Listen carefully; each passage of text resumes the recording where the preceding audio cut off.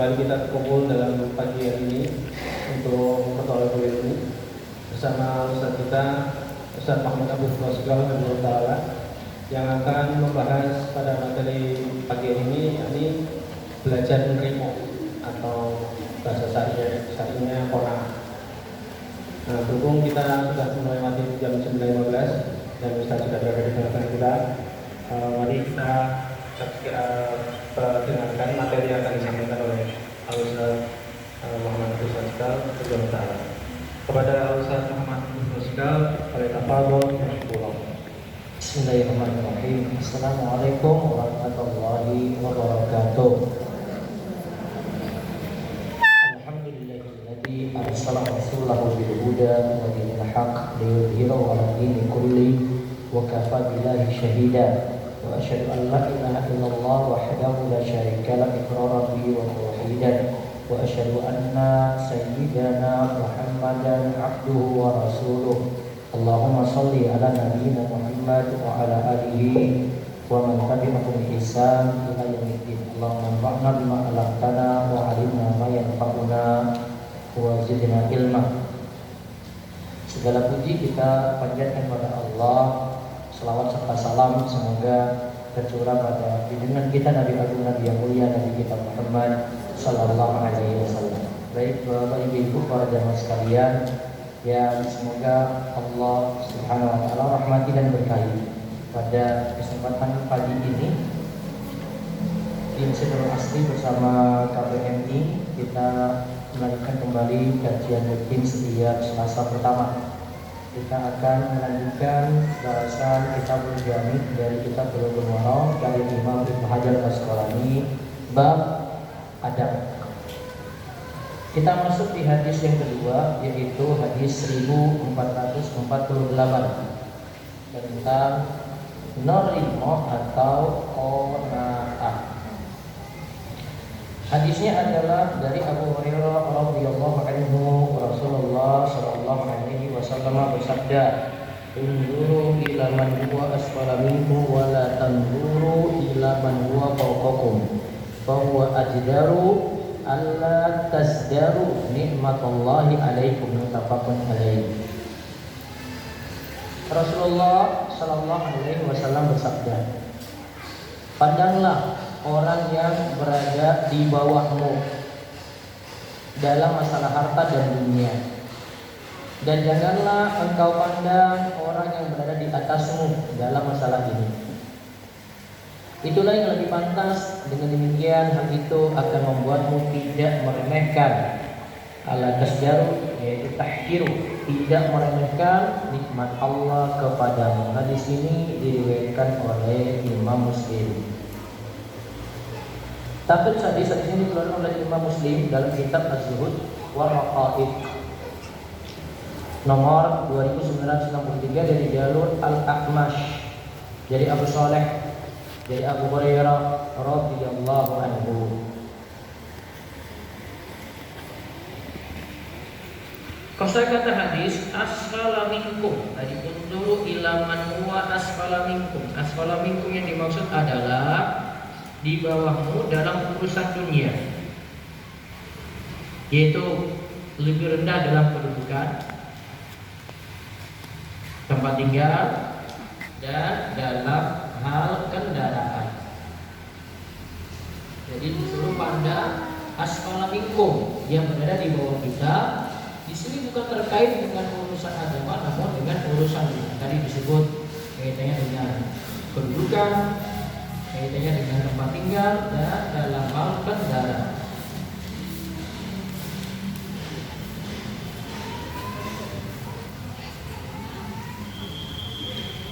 Saya bacakan dulu perkataan Imam Nawawi, tidak ada di buletin sini. Ya. Ini dinukil oleh Profesor Muhammad Az-Zuhairi dalam Fikih Bulughul Maram. Imam Nawawi rahimahullah mengatakan, Ibnu Jarir dan selainnya itu mengatakan hadis ini adalah hadis jami' di anwa'il khair. Hadis ini hadis yang singkat, syarat makna, mencakup macam-macam kebaikan. Imam Nawawi katakan, Ibnu Jarir mengatakan tadi, li'anna insana idza ra'a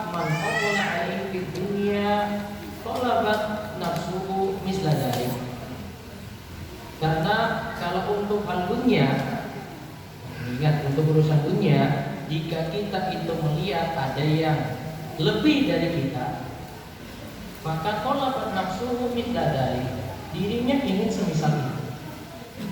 Kita lihat kendaraan, saya ingin kendaraan seperti itu. Kita lihat rumah, saya ingin rumah seperti itu. Kita lihat HP, saya ingin HP seperti itu. Terus dilanjutkan lagi, kata Imam Nawawi di sini, wastasghara ma'innahu bi nikmatillahi ta'ala. Lantas dia mengecilkan nikmat yang Allah telah berikan untuknya. Kok Allah kasih saya kayak begini aja sih? Kok nggak semisal dengan yang lain? Baharasa ala istiyad yalhaqa bidzalik. Lantas dia tamak, dia sangat ingin sekali supaya mendapatkan semisal itu. Au yuqaribahu, atau minimal mendekatinya. Dilihat kendaraan, minimal saya mendekati itu aja deh, atau minimal sama. Kalau saya lihat barang, saya minimal punya kayak gitu deh. Kalau enggak, ya minimal mendekatinya. Kalau ada yang mirip-mirip, ya sudahlah, enggak apa-apa. Ya KW-KW aja deh, enggak masalah. Hadza huwal mawjud fi ghalimin nas. Nah, gimana yang katakan umumnya manusia seperti itu. Umumnya manusia seperti itu. Wa amma idza nadhara fi umuri dunya ila man huwa dunahu. Adapun jika kita itu bisa melihat pada orang di bawah kita dalam urusan dunia, fiha dhaharat nikmatullahi alaihi fasyakaraha. Kalau kita lihat orang di bawah kita dalam urusan dunia, maka kita nanti akan pandai-pandai mensyukurinya. Wa tawadhu'a, dan akhirnya kita tawadhu. Wa fa'alal khairat, dan akhirnya kita juga semangat untuk melakukan kebaikan. Ini sedikit penjelasan Imam Nawawi rahimahullah tentang hadis di atas. Nah, kita lihat terlebih dahulu pengertian yang ingin kita bahas ini adalah qanaah. Di dalam beberapa pengertian di sini ada beberapa pengertian qanaah secara bahasa. Ini kita bahas tentang qanaah. Berasal dari kata qani'a yaqna'u, qana'atan, qanaah. Artinya adalah jika seseorang itu ridha. Itu secara bahasa.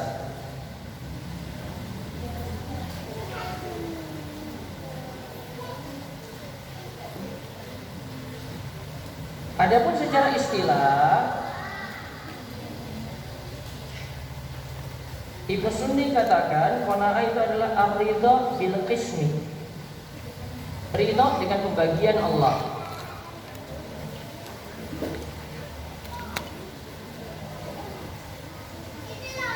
Imam Al-Munawi mengatakan qanaah urfan secara urf itu artinya al-iktisar 'ala al-kafar.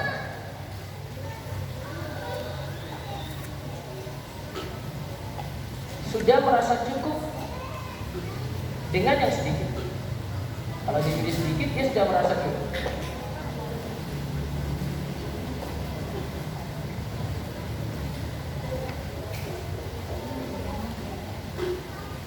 Juga di sini ada disebutkan dalam Ar-Raghib, disebutkan oleh Ar-Raghib, qanaah itu artinya al-ijtiza'u bil yasir minal aghrad al-muhtaj ilaiha. Al-ijtiza' bil yasir, sudah merasa cukup dengan yang sedikit. Dari sesuatu yang kita butuhkan. Sudah merasa cukup dengan yang sedikit dari sesuatu yang kita butuhkan.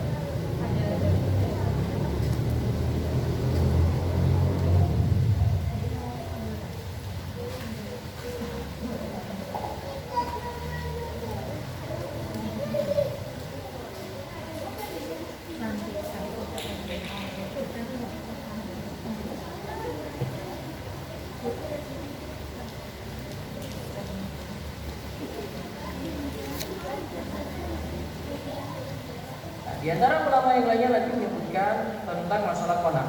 Sebut beberapa saja.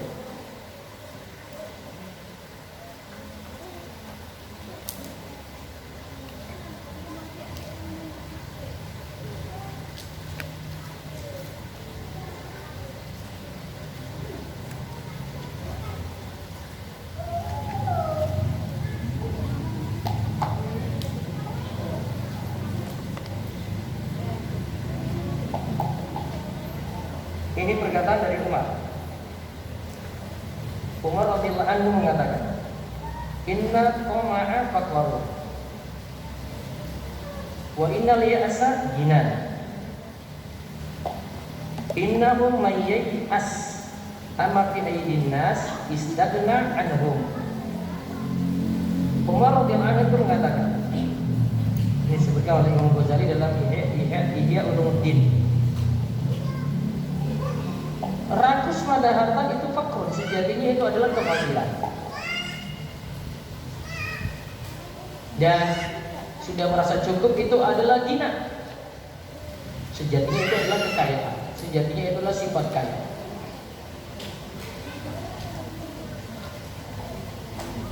Innahum yai'as amma fi aydin nas. Kalau kita sudah merasa cukup dari apa yang dimiliki orang, artinya kita tidak peduli dengan yang dimiliki oleh orang lain, istagna anhum, maka sifat kaya sejatinya telah kita miliki. Saya terjemahkan secara bebas. Seperti yang dikatakan oleh Umar radhiyallahu anhu. Berarti kalau kita lihat sifat qanaah yang dijelaskan oleh Umar, berarti yai'as amma fi aydin nas. Sudah yang dia miliki, sudah dia merasa cukup, dia tidak perlu membanding-bandingkannya dengan orang lain. Dia tidak terlalu banyak membandingkannya dengan orang lain. Nah, sekarang kita lihat faedah dari hadis ini. Satu, jika seorang mengambil nasihat ini,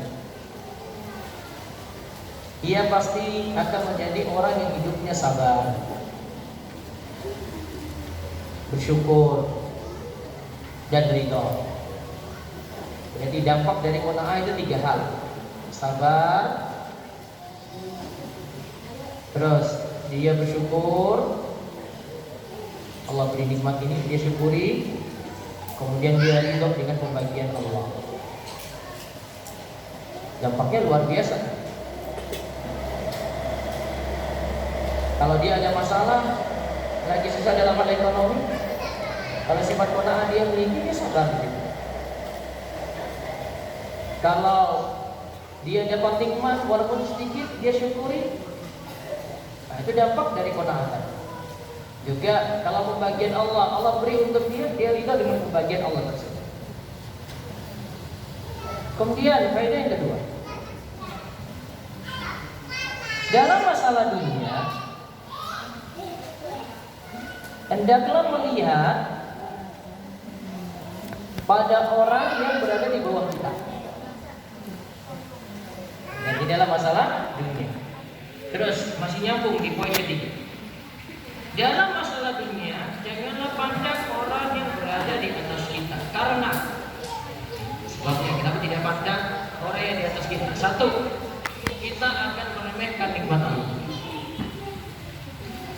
Seperti tadi yang disebutkan dalam hadisnya, Allah tasdaru nikmatullahi alaikum. Hal itu akan membuatmu tidak meremehkan nikmat Allah kepadamu. Berarti kalau tidak memiliki qanaah, berarti sulit hidupnya dan dia meremehkan nikmat orang lain. Kemudian yang kedua, kita akan capek terus mengejarnya. Kita akan capek terus, pikiran kita akan lelah, pikiran kita akan letih. Terus yang ketiga, akan timbul hasad dan tidak suka kepada orang lain. Nanti akan saya jelaskan.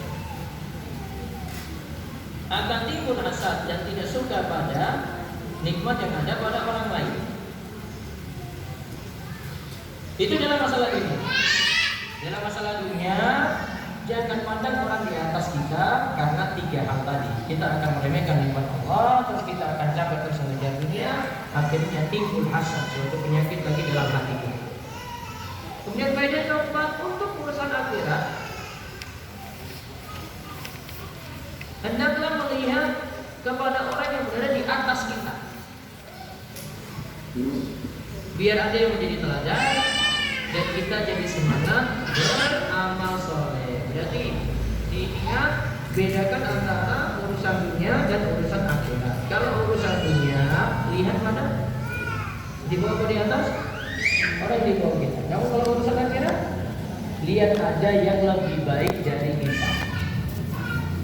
Kalau saya sholat jamaahnya ini masjid terus, lihat ada orang sudah sepuh, dia di saf pertama terus, tidak pernah telat.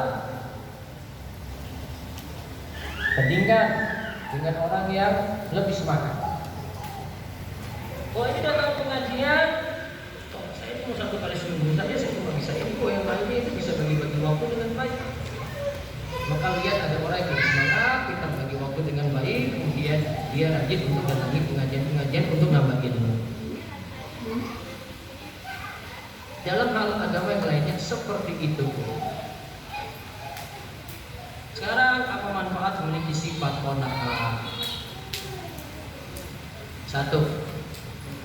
Sebagaimana disebutkan dalam hadis, kita akan mendapatkan dunia seluruhnya. Dari Ubaidillah bin Mihsan Al-Ansari radhiyallahu anhu, dari Nabi sallallahu alaihi wasallam, beliau bersabda, "Man asbaha minkum aminan bi sirrihi mu'afan bi jasadihi 'indahu qutu yawmi faka'annama hizat lahu dunya faka'annama hizat lahu dunya." Barang siapa di antara kalian mendapatkan rasa aman di rumahnya, dirinya aman, keluarganya aman, masyarakatnya aman, diberikan kesehatan, mu'afan bi jasadihi, diberikan kesehatan badan, indahu qutu yaumihi, dan memiliki makanan pada hari itu di rumahnya, memiliki makanan pada hari itu di rumahnya, maka seakan-akan dunia telah terkumpul pada dirinya. Dunia telah terkumpul pada dirinya. Kita dia apa sifatnya? Pagi hari rasa aman dia syukuri, kemudian badannya itu sehat, kemudian punya makanan yang cukup, dia syukuri itu semuanya. 3 nikmat ini, dan itu 3 nikmat pokok nih. 3 nikmat ini ada, kita mudah beramal. 3 ini ada, kita mudah ke masjid. 3 ini ada, ngaji mudah. Tadi 1 rasa aman, 2 badan sehat, 3 makanan yang cukup. Coba salah satu lepas. Rasa aman nggak ada, kerusuhan sana sini, sulit itu beramal saleh. Rasa aman ada tapi tidak sehat, sulit beramal saleh. Rasa aman ada, sehat ada, nah tapi dalam keadaan lapar, tidak ada makanan yang cukup, sulit juga untuk beramal. Jadi ini manfaat memiliki sifat qanaah yang pertama. Karena Nabi SAW izat lahu dunia, dia mendapatkan dunia seluruhnya. Kemudian kedua, menjadi orang yang beruntung. Dari Abdullah bin Amr bin Al-As radhiyallahu anhuma, Rasulullah sallallahu alaihi wasallam bersabda, "Qad aflaha man aslama wa ruziqa kafafan wa qana'a Allahu bima ata." Sungguh sangat beruntung orang yang telah masuk Islam, diberikan rezeki yang cukup. Termasuk Islam, diberikan rezeki yang cukup, dan Allah mengaruniakannya sifat qanaah, merasa puas dengan apa yang diberikan kepadanya. Jadi dikatakan di awal qad aflaha, sungguh beruntung. Berarti orang yang memiliki sifat qanaah itu jadi orang yang beruntung. Karena hidupnya tidak bergantung dengan orang lain, tidak lihat gaya hidup orang lain, tidak hidup karena gengsi. Hidupnya dia jalani, apa yang dia tidak dinikmati itu.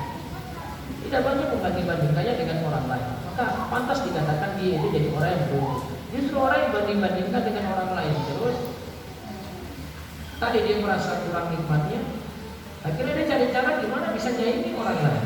Cara apa? Kalau mau utang ya utang, kalau mau rampok, kalau mau korupsi. Itu dia jadi orang yang rugi, bukan orang yang rugi. Kemudian manfaat yang ketiga, menjauhkan diri dari hasad,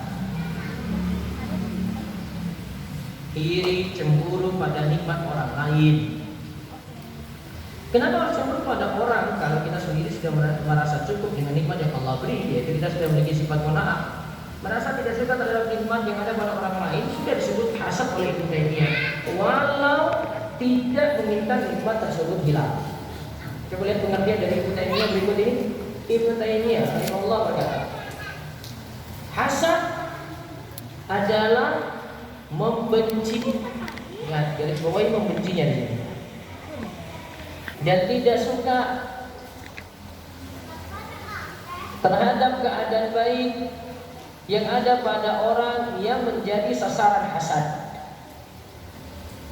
Ya, kalimatnya di sini benci.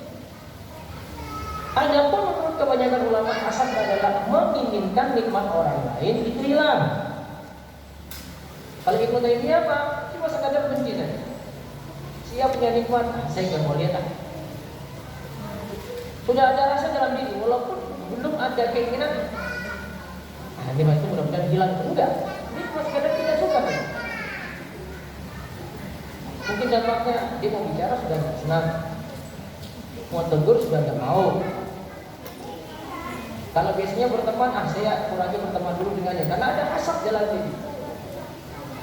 Itu sudah ada unsur benci di dalamnya. Jadi kita masuk dalam hasad yang didefinisikan oleh Ibnu Taimiyah. Bahaya hasad di antaranya disebutkan dalam hadis berikut ini. Al-Zubair bin Al-Awwam radhiyallahu anhu berkata bahwa Nabi sallallahu alaihi wasallam bersabda, "Dabba ilaikum da'ul umami qablakum, al-hasad wal baghdha." Telah berjalan kepada kalian penyakit umat-umat terdahulu. Apa penyakit umat terdahulu? Hasad dan baghdha, benci, saling memusuhi. Dia haliqatun, dan hasad itu membotaki. La qulu tahliqu sya'ra. Aku tidak mengatakan itu membotaki rambut. Walakin tahliqud din, akan tapi itu membotaki agama. Wala bi nafsi biyadi la tadkhulul jannata hatta tu'minu wa la tu'minu hatta tahabbu. Apalah unabbiukum bima yusabbitu lakum afsyus salam bainakum. Dan dikatakan demi zat yang jiwaku berada di tangannya, tidaklah kalian masuk surga hingga kalian itu beriman, dan tidaklah kalian beriman hingga kalian saling mencintai. Berarti berusaha untuk menghilangkan sifat hasad. Maukah aku kabarkan kepada kalian dengan apa bisa menimbulkan hal tersebut? Tebarkanlah salam di antara kalian. Di antara bentuk mengurangi hasad juga, ketemu orang lain berusaha untuk ucapkan salam. Kalau ada yang kita tidak sukai, dengan ucapan salam saja itu menggugurkan sifat benci pada orang lain.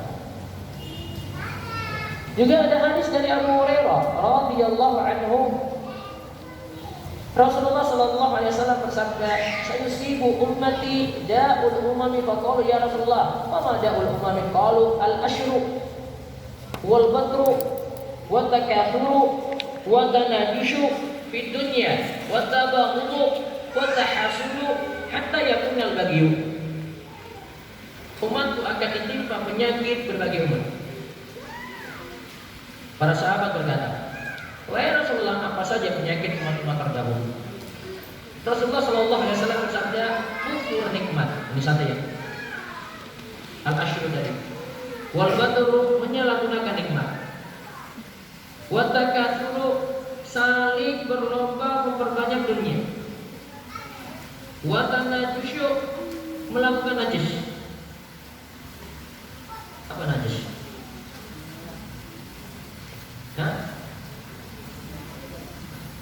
Mengelabui dalam hal apa? Kalau najis di sini, kalau pengertian di bahasa silam itu najis itu paling pas kalau dicontohkan dalam lelang. Ada lelang yang bermasalah. Lelang asalnya boleh. Kalau ada lelang yang bermasalah, jadi ada sekongkolan antara si pemilik barang dengan dia punya orang-orang tertentu ikut serta dalam lelang. Gimana sengaja tawar harga sampai harga itu tinggi. Sina tawar berapa? Terus kawannya dia bilang, saya bilang apa? Ini tawar lagi segitu lagi. Dia deal dengan harga. Dia tidak masuk ini. Dia cuma naik-naikkan harga saja. Najisnya. Bukan najis, najis. Jadi dimaksudkan sifat dari najis itu apa? Merugikan pihak lain. Sekongkol nih. Kalau di jual beli modern apa? Kalau di marketplace itu membuat fake harga. Apa bentuknya? Dia sengaja buat sesuatu sampai di marketplace ini kan biasanya ada data di situ. Ini penjualan berapa? Padahal dia beli sendiri. Orang-orang kan kira, laris banget nih ya. Ini laris banget nih. Saya percaya sama ini. Buat data fake, data palsu. Enggak boleh. Sifatnya sama. Mengelabui orang enggak? Mengelabui orang. Merugikan pihak lain enggak? Merugikan. Dia buatkan harga sendiri, dia enggak kerjasama dengan pihak lain tadi kan. Itu kalau di marketplace kan ada penilaian yang buat nanti tokonya dapat bintang berapa gitu. Ada penilaian. Jadi sekongkol sama teman-temannya yang buat penilaian yang fiktif sih. Paling toko yang masalah. Itu bentuk najis kalau dijual di modern. Nah terus di sini watabaghdu yaitu saling membenci. Bugdu saling membenci. Ini penyakit yang sebelum kita juga nih. Kemudian penyakit yang mau sebelum kita lagi adalah watahasudu hatta yakunal baghyu. Saling hasad menghasadi hingga timbulnya sikap melampaui batas. Ya hasad pada ini lagi hasad lagi saling hasad. Akhirnya saling hasud, akhirnya saling ghibah, akhirnya saling memfitnah. Timbullah al-baghyu kezaliman. Jadi ada beberapa penyakit masuk ke kita berarti. Nomor 5. Terus menyalahgunakan nikmat, saling berubah perbanyak dunia. 3. Najis. 4. Saling musuhi. 5. Saling hasad. 6.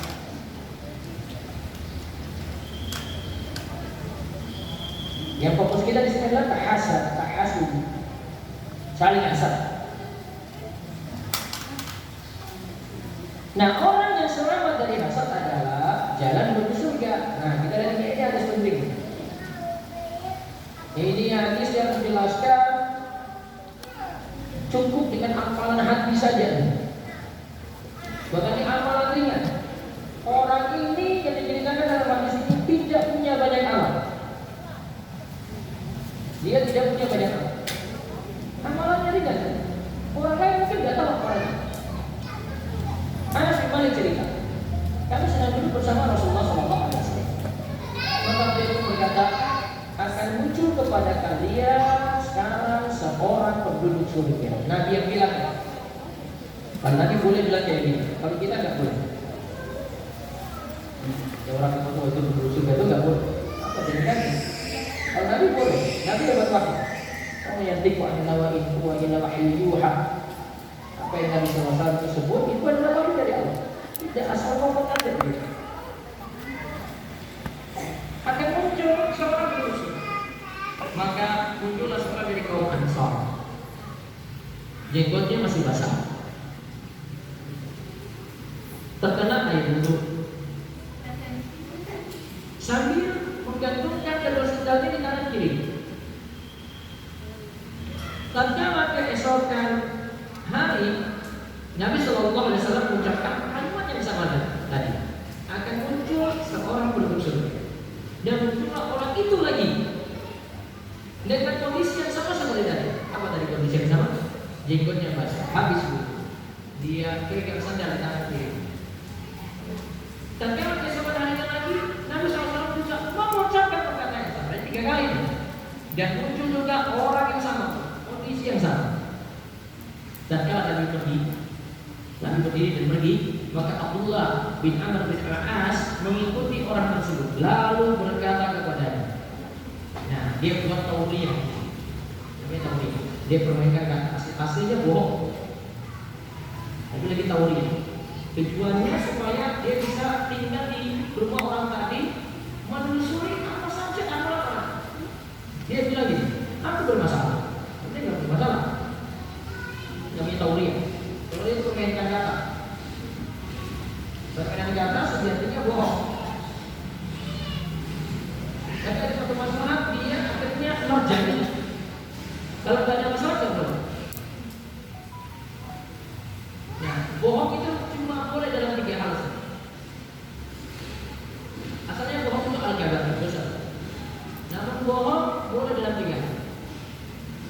1, mendamaikan. Pihak yang saling bermusuh. Yang kedua, peperangan. Ketika perang. Ketika perang itu nggak mungkin juga nggak mungkin. Ya kan? Ini maksudnya di sini kok tembak aja ya? Nggak mungkin. Mungkin tidak mungkin. Terus yang ketiga, untuk pernyataan seorang suami pada istri atau istri pada suami demi akurnya rumah tangga. Tanya si suami bilang, masakan itu yang paling enak se-Jogja, tidak ada ini. Se-Jogja, belum se-Jogja loh ini. Se-Jogja. Sehingga buat budak terus, wah budak-budak paling mantap tenang. Nah ada yang ini. Ini dia pindah ke teman sebelah. Wah ini mantap lagi daripada di rumah nih. Ikan ini kayaknya sampai sini kan. Bisa dulu. Nah itu namanya tahu ya, nanti pemain kata-kata. Salah enggak? Ya dari satu sisi ya tidak salah. Ya menurutku, kamu kalau saya tinggal rumah lagi ya beda lagi gitu loh. Di Jawa orang beda lagi. Jadinya tahu. Namun kita tanya di sini, tahunya tidak boleh sering-sering. Ya, tahunya tidak boleh sering-sering. Ada tujuannya. Karena kalau tadi sering-sering ketahuan, kita kena masalah nanti. Jadi sudah puji-puji, sudah saling juga kan. Dan ternyata dia juga lagi. Bukan sebaliknya, kan jadi marah dia. Nah, cerita ini lagi tahu ya. Aku bermasalah dengan ayahku. Padahal tak punya masalah. Dia akan dijelaskan lagi. Dan aku bersumpah untuk tidak masuk ke rumahnya selama 3 hari. Dan dia minta izin tinggal bersama orang ini tadi selama 3 hari. Jika menurutmu aku boleh menginap di rumahmu hingga 3 hari, maka orang tersebut ya silakan saja. Anas kembali kemudian melanjutkan tuturan kisahnya. Abdullah bin Amr bin As bercerita bahwasanya ia pun menginap bersama orang tersebut. Tadi di berapa hari? 3 ya, dari 3 malam. Namun dia sama sekali tidak melihat orang tersebut mengerjakan sholat malam. Ini sholat malam seminggu. Datang di sini dia tidak sholat malam. Terus hanya saja ia terjaga di malam hari dan berbolak-balik ke tempat tidur, maka ia pun berzikir kepada Allah dan bertakbir hingga akhirnya dia bangun untuk sholat subuh. Dan itu cuma sholat subuh. Sholat malam. Abdullah bertutur, hanya saja aku tidak pernah mendengarnya berucap kecuali kebaikan. Jadi jalannya siapa? Kalimatnya bagus, ucapannya bagus, enak kalau kita ngomong dia. Terus, tatkala berlalu 3 hari dan hampir saja aku meremehkan amalannya, Abdullah itu katakan, nah, hampir saja, ini amalannya bisa-bisa aja kok. Maka aku pun berkata kepadanya, wahai hamba Allah, dia tidak sebut namanya juga dia. Yang penting kita tahu kisahnya Abdullah bin Amr. Tapi sahabat yang tadi dikatakan Rasul itu tidak disebut namanya dia. Penting nggak? Nggak penting juga. Yang penting kan kita tahu pelajaran apa yang menyebutkan dia masuk surga kan? Tanpa tahu namanya kan tidak masalah. Yang penting kan yang bawa dari kita orang yang benar, yaitu Abdullah bin Amr bin As. Dia katakan ini, maka aku berkata kepadanya, wahai hamba Allah, sebenarnya tidak ada permasalahan antara aku dan ayah. Nah, tadi kan berdua kan? Tadi awalnya bilang ada masalah. Setelah itu bilang tidak ada masalah. Berarti awalnya bohong. Tapi ada masalah di situ ya, kalau tidak bilang kayak gitu ya nggak mungkin diizinkan 3 hari lah untuk menunggu amalannya.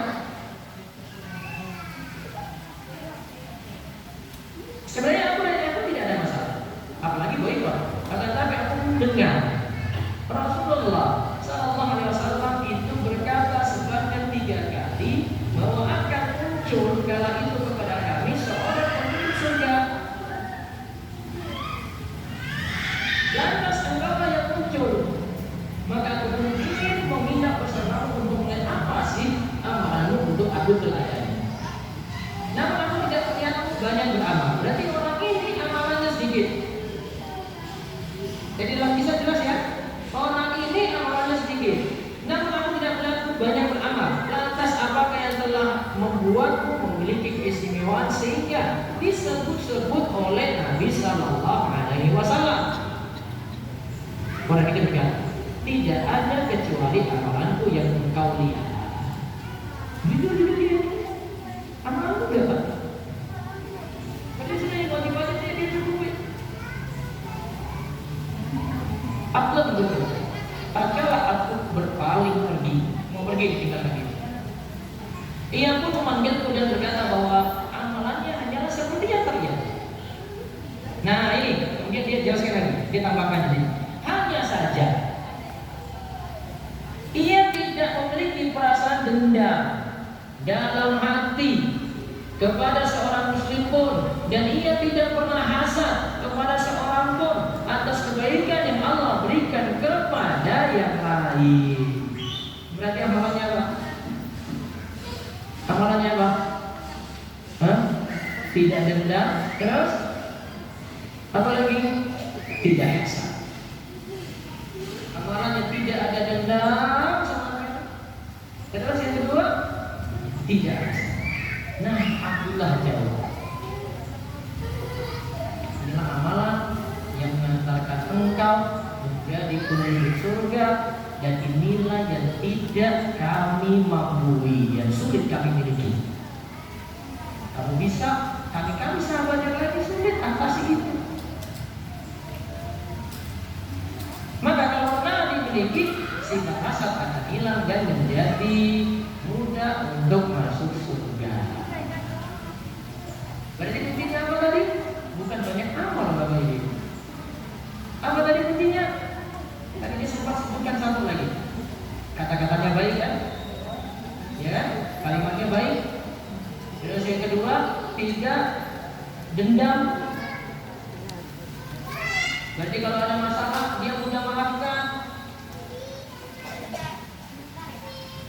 Bukan hanya sekedar tahan marah. Paham nggak? Tahan marah dengan memaafkan. Mana yang lebih berat dilakukan? Tahan marah atau memaafkan? Tahan marah kan cuma tahan saja. Masih bisa mengutus nggak? Oh bisa. Dia masih tahan sekarang. Baca 1 kali, 2 kali tahan, 3 kali tahan, 4 kali siap-siap. Kalau maafkan apa maafkan? Sudah selesai. Sudah selesai. Tidak hanya formalitas. Mohon maaf lahir batin. Namun di batin enggak. Kadang-kadang formalitas kosong-kosong ya. Iya, kosong-kosong. Kadang-kadang aja. Besok tetap itu. Maka lebih berat. Nah, dendam ini, tidak dendam ini, itulah maksud dari dia sudah maafkan, berarti selesai. Terus yang ketiga, apa? Tidak hasad. Nah, bagi antum yang ngisi halal bihalal, nah bawa hadis ini saja. Selesai itu. Enggak usah banyak ngomong. Kalau punya teori-teori itu di halal bihalal, mau hadis ini saja. Selesai itu. Kemudian Bapak Ibu, tema kita sudah selesai. Silakan praktekkan hadis ini. Ini terlalu banyak teori. Sudah praktekkan aja, sudah. Orang ini nggak terlalu banyak amal ini. Pengetahuan saja enggak. Bahkan pun nggak subuh. Masih subuh loh dia, ini bukan telat loh, bukan jam 6 loh bangunnya. Banyak ibadah. Tapi masalahnya dia adalah hatinya yang lain. Ya sudah dijahit itu, waktunya punya aku tadi. Sahabat tersabar. Aku tadi jangan dengan aku orang ini. Kalau bisa ya, kami sendiri sahabat-sahabat kita tidak bisa seperti ini. Berarti sahabat yang lain pun praktekkan ini berat. Apalagi kita. Apalagi kita.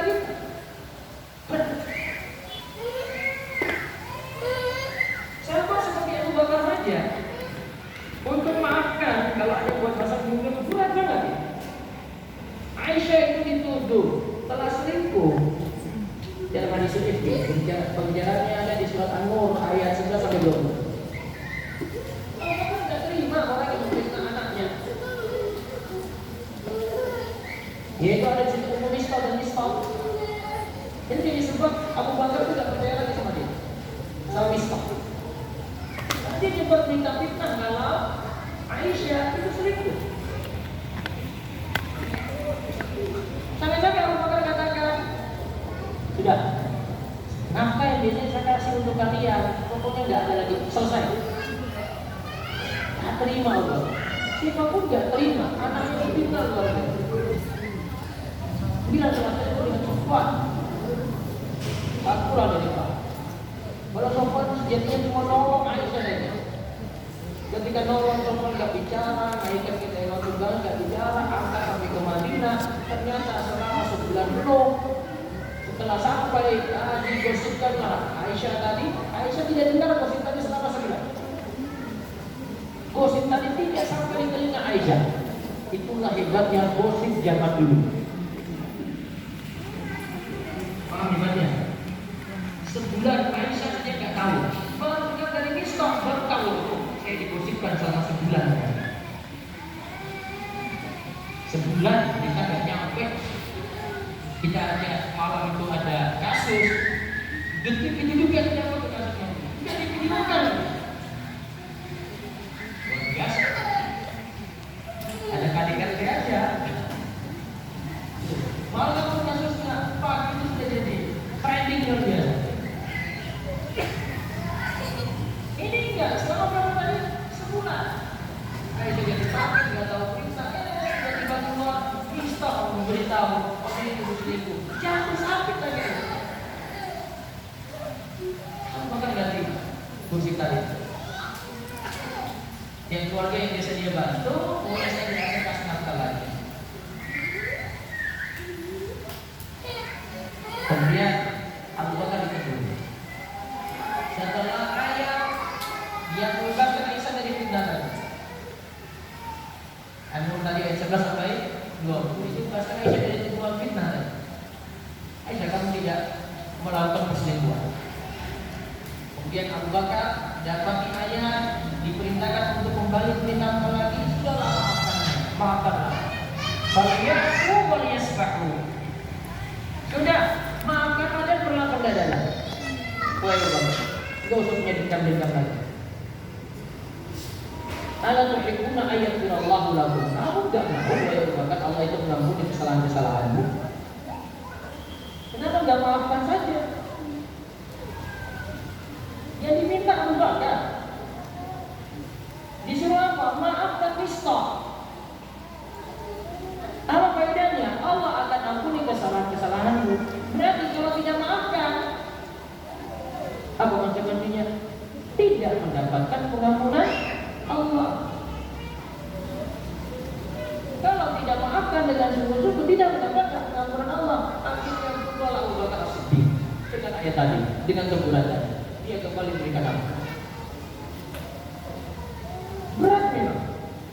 Tapi kalau tidak bersifat ini jalan aku manusia. Ditambah lagi dengan menjauhi sifat hasad. Hasad tadi itu sekadar benci pada nikmat orang. Tadi Ibnu Taimiyah ya. Kalau sudah jumhur tadi apa? Menginginkan nikmat orang lain itu hilang. Hasad itu ada beberapa model.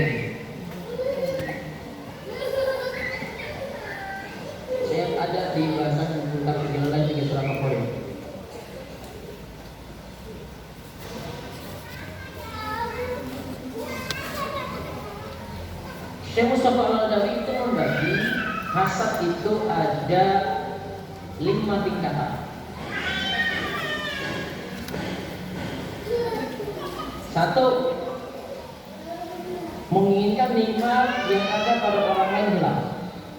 Tadi seperti pengertian, menginginkan nikmat yang ada pada orang lain hilang.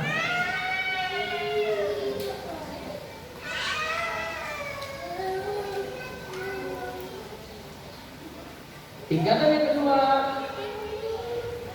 menginginkan nikmat yang ada pada orang lain hilang dan berpindah padanya.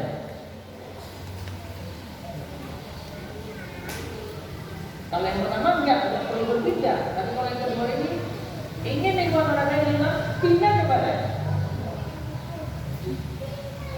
Tetap yang masih berbahaya yang pertama, karena kalau yang pertama tidak diketahui oleh orang lain, tapi kalau yang kedua kita itu berpindah, ketahuan dulu dia. Nomor 3, tidak punya maksud pada nikmat orang lain, tetapi ingin orang lain tetap dalam keadaan miskin dan bodoh. Jadi yang miskin tetap miskin, yang bodoh tetap bodoh.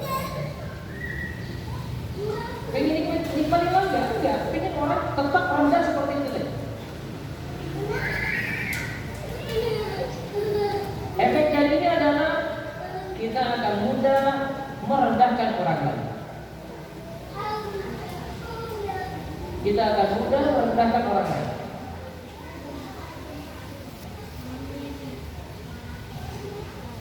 Yang keempat, tidak menginginkan nikmat orang lain hilang. Orang lain tetap keadaannya seperti itu, tetap aja. Namun kalau sudah sama dengan kita, baru muncul masalah. Dia boleh di bawah kita, nah sudah biasa-biasa aja gitu. Tapi kalau bertambah lagi, nikmatnya bertambah lagi, kayanya bertambah lagi, sama dengan kita, nah baru jelas. Ini tingkatan keempat. Nah kalau tingkatan kelima ini namanya hasad yang terpuji, disebut dengan ghibthah.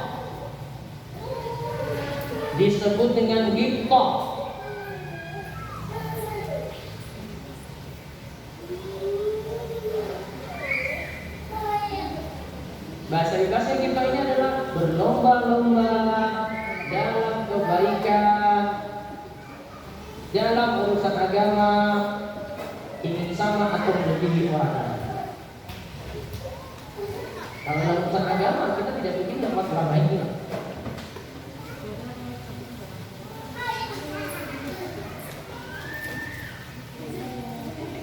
Nah, bagaimana kita menghilangkan sifat hasad? Bagaimana kita menghilangkan sifat hasad?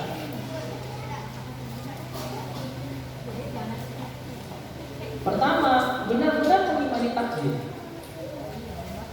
Setiap orang tuh disitu beda-beda. Ngapain cemburu pada rezeki orang? Ngapain benci pada rezeki orang? Saya belum dapat, yang memang bukan untuk saya. Kalau saya belum dapat, karena kita mungkin belum waktunya.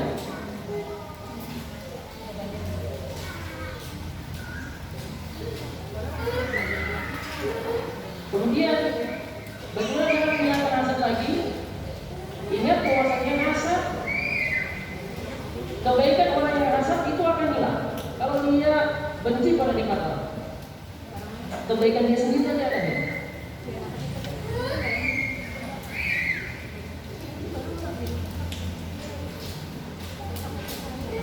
Terus cara menghilangkan hasad lagi adalah bersyukur dengan yang sedikit. Seperti yang kita bahas dalam Quran ini.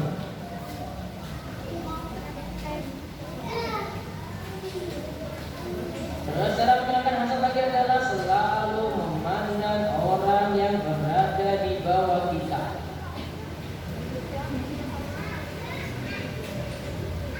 Selalu memandang orang yang berada di bawah kita.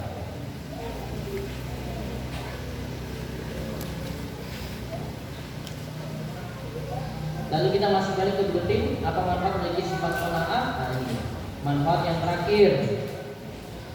Yang keempat, mengatasi berbagai problema hidup seperti berutang. Karena kalau seorang itu memiliki sifat qanaah, ia akan menjadikan kebutuhan hidupnya sesuai standar kemampuan. Tak perlu lagi baginya menambah utang. Jadi milikilah sifat qanaah. Kalau dia sudah qanaah, dia tidak perlu lagi menjadi orang lain. Dia sesuai dengan standar kemampuan dia. Di Jogja beli motor 5 juta bisa atau tidak? Bisa atau tidak? Bisa 5 juta? Bisa berangkat kajian? Selamat. Selamat ya. 5 juta loh. Selamat ya. Saya. Namun pikiran orang zaman ini 5 juta untuk apa? Kalau beli motor. Untuk apa? DP. Kenapa? Kenapa nggak beli motor second aja? Ustaz, bukan saya tahu gimana kalau saya pakai motor second ini? Ya bukan ente ya, tempat di situ aja, nggak berubah-berubah Pak. Bukan tempat di situ. Ngapain lihat orang lain? Lihat kemampuan diri kita sendiri kan? Sama. Yang terakhir, banyak berdoa agar mendapatkan sifat dari atau qanaah. Orang yang memiliki sifat qanaah sungguh terpuji. Makanya Nabi Sallallahu Alaihi Wasallam itu minta dalam doa beliau sifat qanaah. Allahumma inni as'alukal huda wat tuqa wal afa wal ghina. Ya Allah, aku minta kepadamu petunjuk dalam ilmu dan amal. Aku minta kepadamu ketakwaan. Aku minta kepadamu sifat apa? Menjaga diri dari yang haram. Aku minta kepadamu sifat ghina, hati yang selalu merasa cukup atau qanaah. Apa? Di sini artinya menjaga infak, menjaga diri dari hal yang tidak baik. Termasuk juga menjauhkan diri dari syubhat. Imam Nawawi rahimahullah menyatakan amal adalah menahan diri dari hal yang haram. Juga menjauhkan diri dari hal-hal yang menjatuhkan kehormatan diri. Ulama lain juga mengatakan infak, menahan diri dari hal dari yang tidak halal. Wallahu a'lam bishawab. Baik, itu saja kita bahas pagi ini. Silakan jika ada pertanyaan. Bagaimana hukum lelang? Ini ada teman kerja di Pegadaian, barang yang sudah melebihi jatuh tempo dan dikasih tenggang waktu 1 bulan, barang tidak diambil, otomatis barang jadi kepunyaan Pegadaian. Masuk tahap lelang.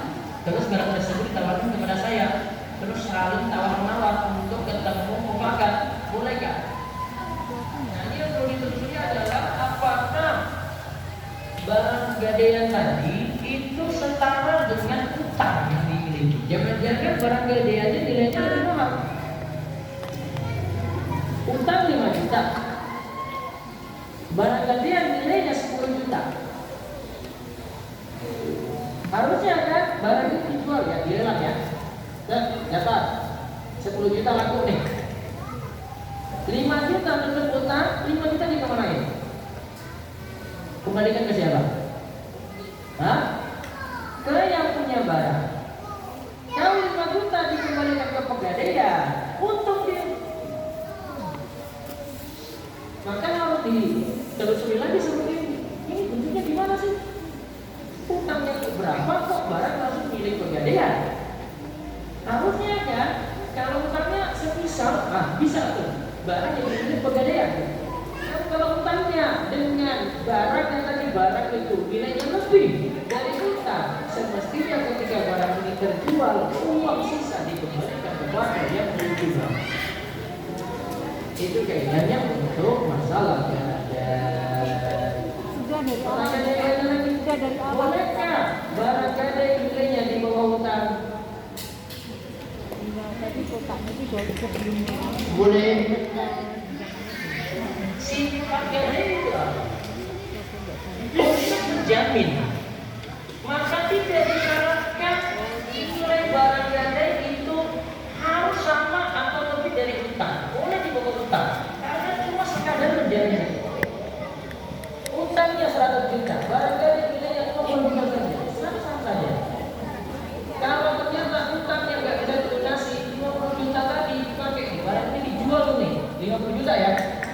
Sisa utang berapa?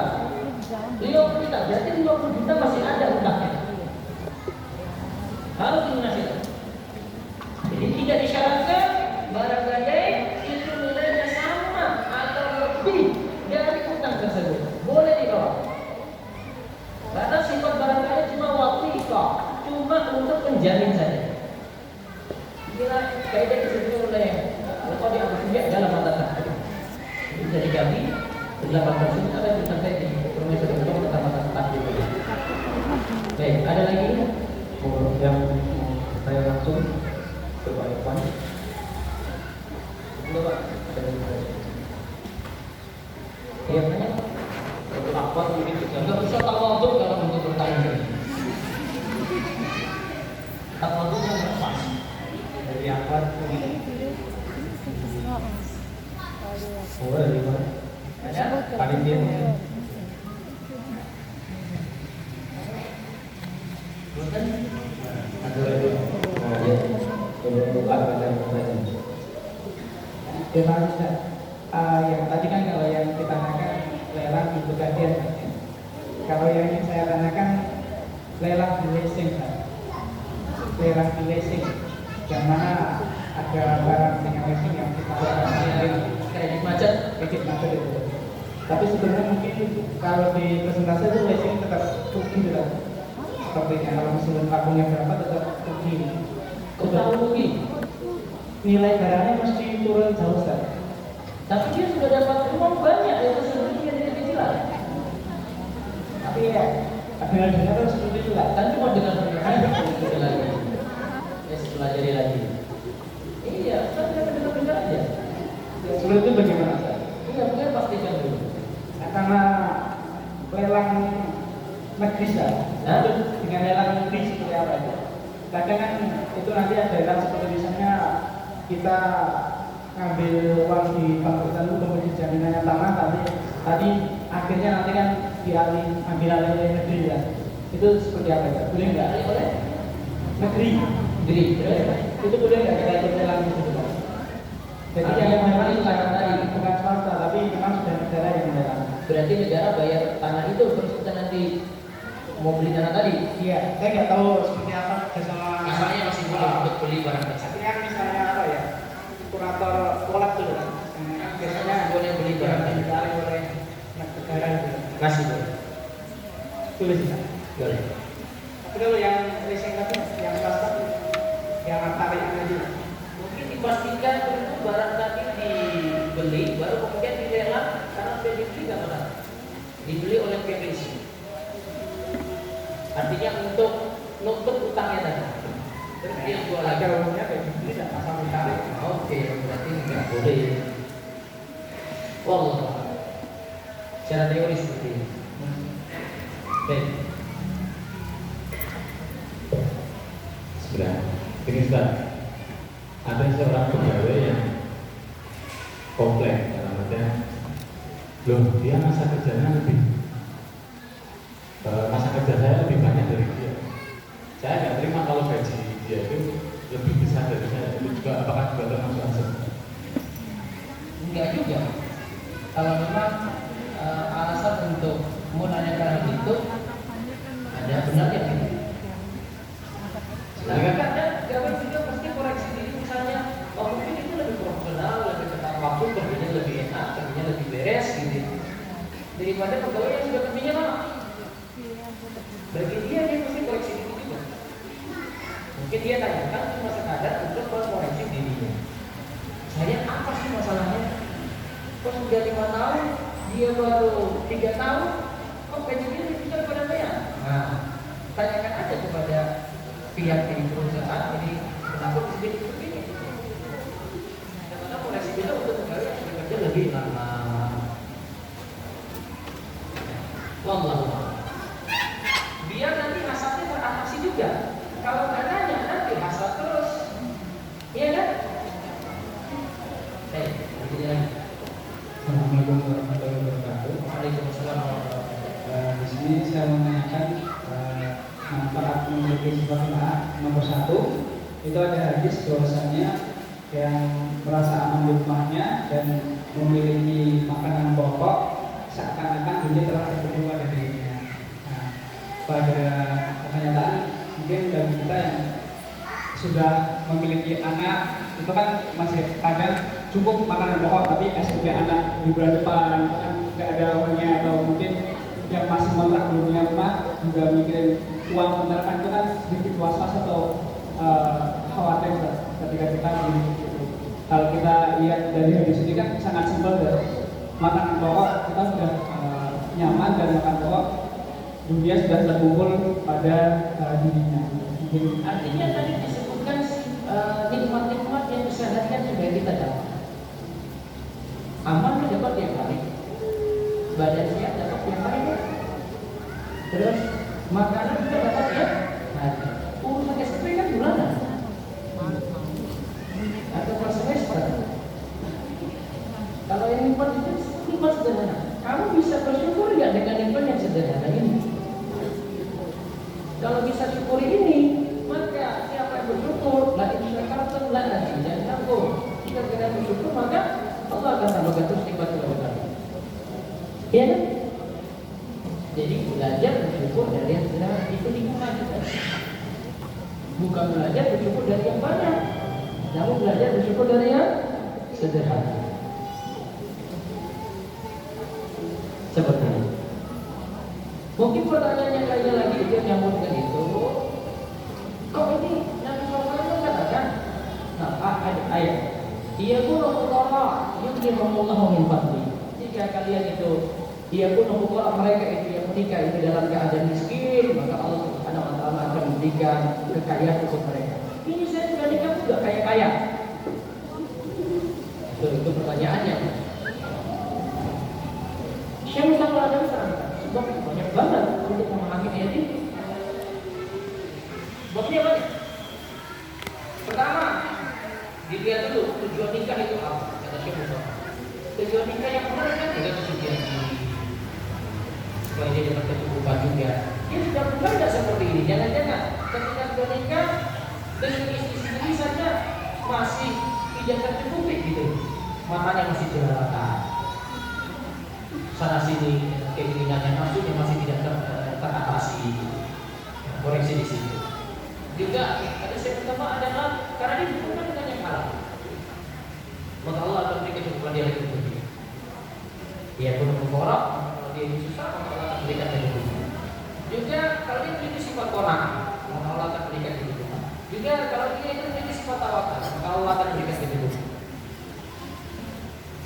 Atau dia harus berbuat sendiri supaya Allah juga beri kecukupan. Maksudnya ayat ini banyak sekali yang perlu diperbaiki, sehingga manfaat dari nikah tadi terasa juga. Allah akan berikan kecukupan atau kekayaan. Ada sebagaimana kata Ibnu Mas'ud, ilkami sunahina fin nikah, carilah kaya dengan menikah. Sebab-sebabnya seperti ini. Jadi yang koreksi diri, perbaiki pekerjaan, mungkin sifat amanah, sifat jujur, tawakal, masalah keimanan semuanya diperbaiki. Insya Allah akan makin baik, maka nanti juga usaha kita dan kerja keras kita di sini kita akan diperbaiki oleh Allah. Cukup? Ada lagi? Ya.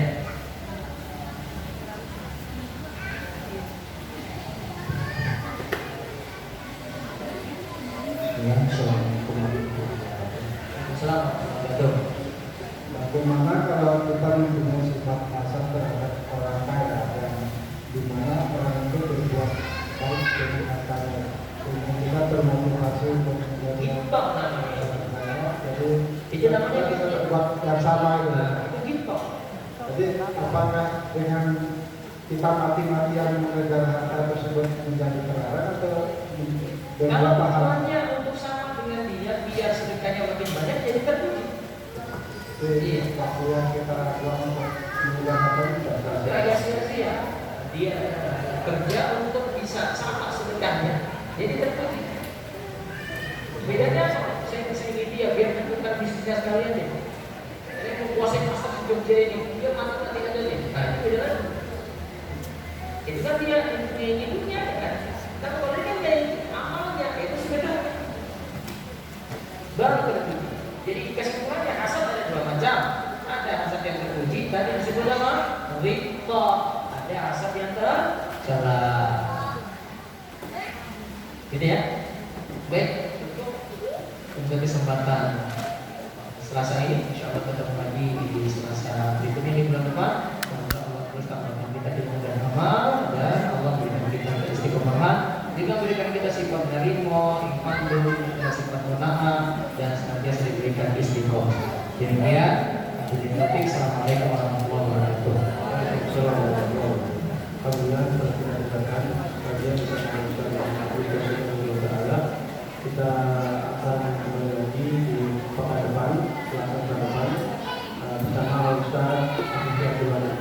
Insyaallah. Dan ada pengumuman di kajian Islam ilmiah bahaya ghibah bersama Ustaz Badrul Salam Fadli, sambutan oleh Dr. Andes Sri Purnomo, penasihat PDM Sleman, yaitu Sabtu tanggal 8 Oktober 2022 pada maghrib sampai 20.30 bertempat di Masjid Agung Sleman, Jalan Dr. Wahidin Subiro Wisodo, Sleman, ya, bersama Ustaz Badrul Salam Fadli. Baik, kita cukupkan kajian pada pagi hari ini. Kajian yang terselenggara oleh KPMI, perlu juga bersama Masjid Pola. Kemudian kita tutup dengan doa majelis.